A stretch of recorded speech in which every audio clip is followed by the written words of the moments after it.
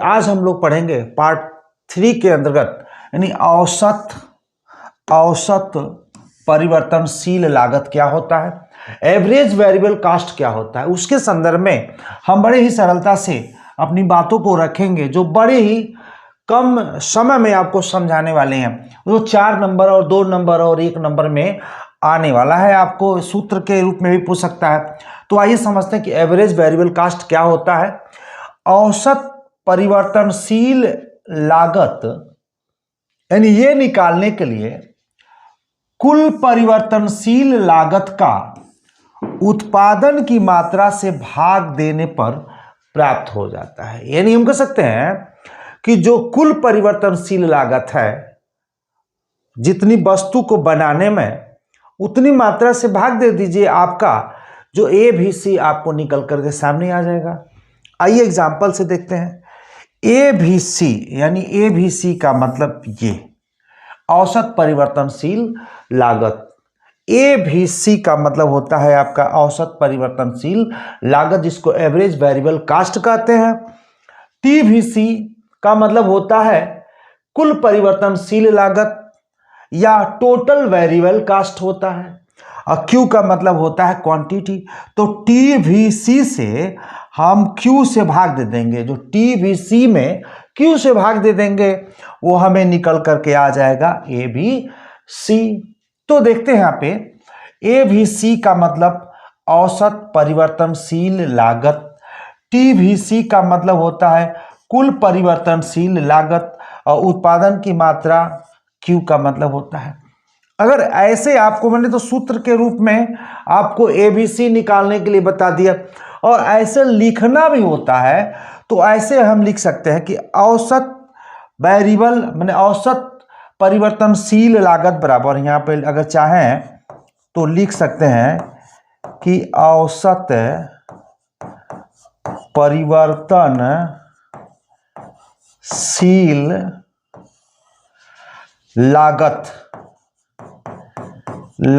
बराबर, तो हम क्या करेंगे कुल परिवर्तनशील लिख देंगे, कुल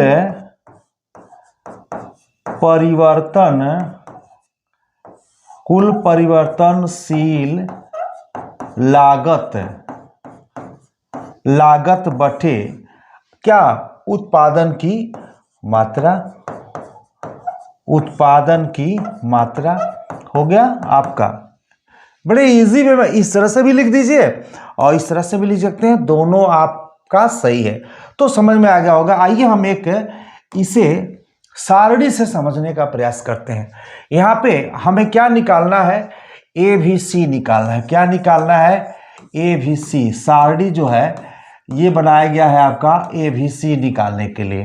तो यहाँ पे देखेंगे वस्तु की इकाइयां, जैसे जैसे हम उत्पादन की मात्रा को बढ़ाते हैं, कुल परिवर्तनशील लागत जिसको बोलते हैं टीवीसी, टोटल वेरिएबल कास्ट, हमें निकालना है, एबीसी निकालना है।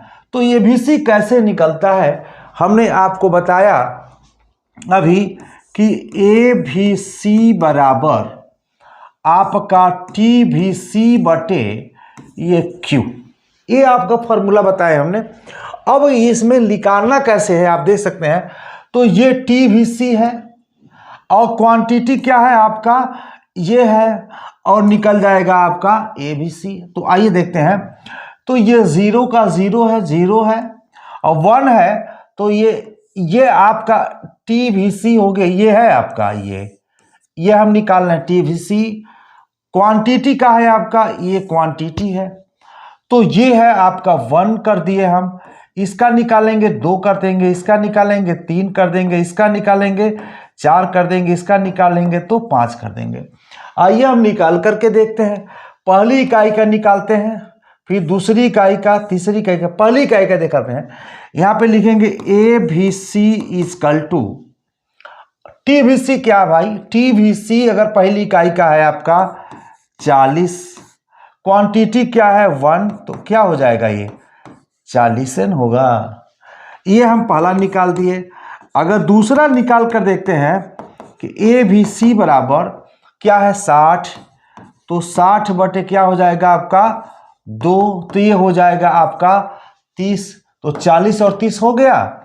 अगर हम इसी तरह से समीकरण तीसरे को देखते हैं तो ए भी सी, यानी ए भी सी बराबर आप देखते हैं क्या है 80, 80 बटे क्या हो जाएगा आपका 3, निकल के आ जाएगा आपका यानी 26.6, ये आपका निकल जाएगा।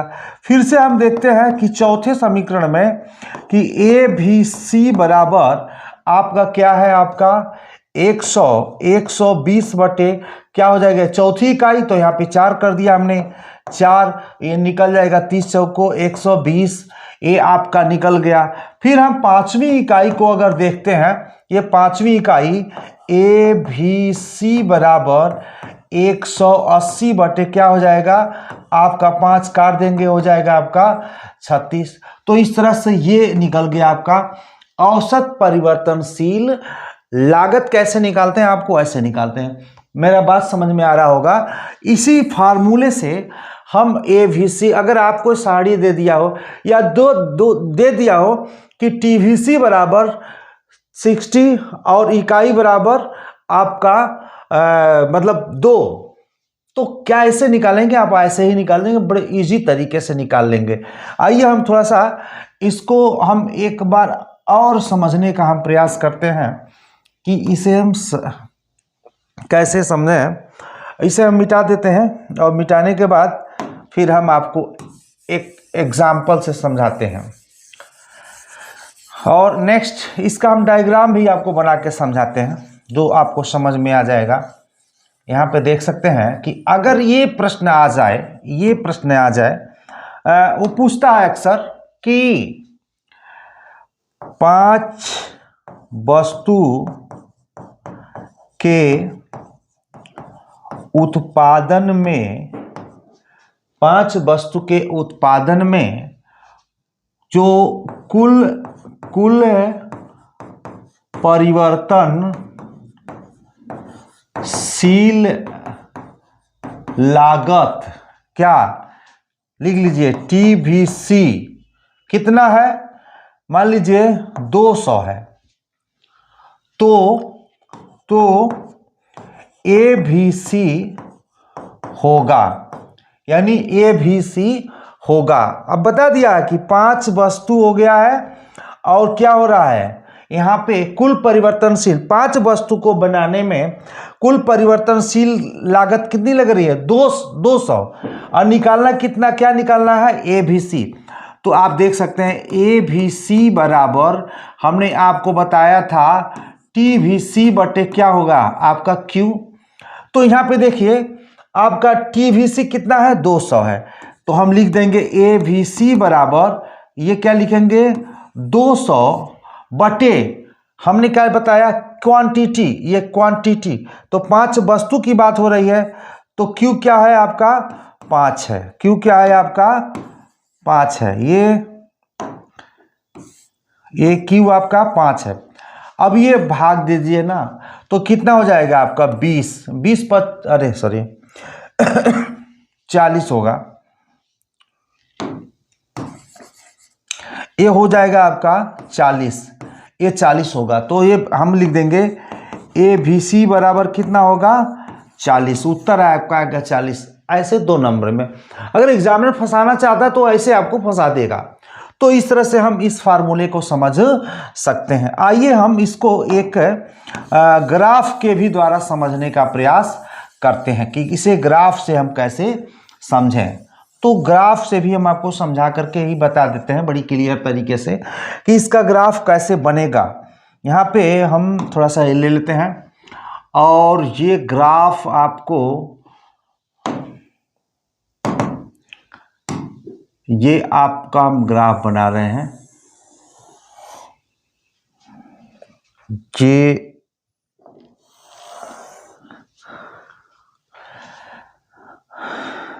एक, अब मैं यहाँ चलता हूँ, एक यहाँ पे देखिए 5 इकाइयों की बात की गई, 2 3 4 5 इकाई ले ली हमने, 1 2 3 4 और 5 इकाई ले ली हमने।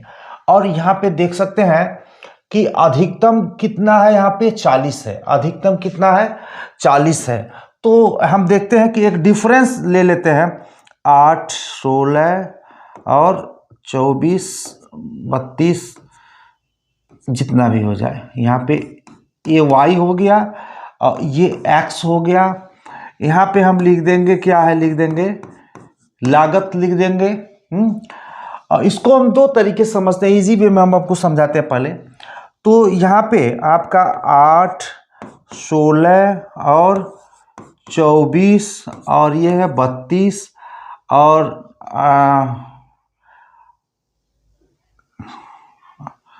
और ये हो जाएगा 40। और फिर से अगर हम देखेंगे तो 8 छक्के 48 ये हो जाएगा आपका। पहली इकाई से आप कितना है 40, ये पहली इकाई के सामने जाएंगे, ये बिंदु लगा देंगे 40। दूसरी इकाई से आपका कितना है, दूसरी इकाई से कितना है आपका 30 है, तो ये 32 है। और ये दूसरी इकाई के सामने हम जाएंगे तो 32 के थोड़े से नीचे लगा देंगे। तीसरी इकाई से कितना है 26, तो ये 24 है और 24 के ऊपर थोड़ा सा जाएंगे और तीसरी के सामने जाएंगे, ये लगा देंगे। और चौथी इकाई में क्या है आपका 30 है, चौथी इकाई में क्या है आपका 30 है, तो ये है चौथी और ये है 30, ये पुनः आपका एक लग जाएगा बिंदु। और फिर पांचवी इकाई में क्या है 36 है, ये पांचवी के सामने और चले जाएंगे, ये 30 और ये 40, 40 के बीच में आ जाएगा ये आपका 36। और इसको हम क्या करेंगे, इसको अगर हम मिला देते हैं तो ये आपको निकल जाता है ABC। ये क्या निकल जाता है आपका ABC निकल जाता है। इसी को हम बोलते हैं एवरेज वेरिएबल कास्ट। ABC हमको प्राप्त हो गया। तो हम कह सकते हैं ABC की जो यू आकार का होता है, ये आपका एक डायग्राम का, ये आपका एक फार्मूला है। और दूसरे डायग्राम के फार्मूले से हम देखते हैं कि इसे हम कैसे और भी समझने का प्रयास करते हैं। तो आइए हम इसको इरेज करते हैं।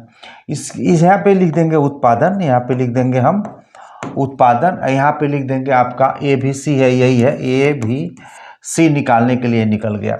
अब आइए हम इसको इरेज करते हैं और आपको पुनः एक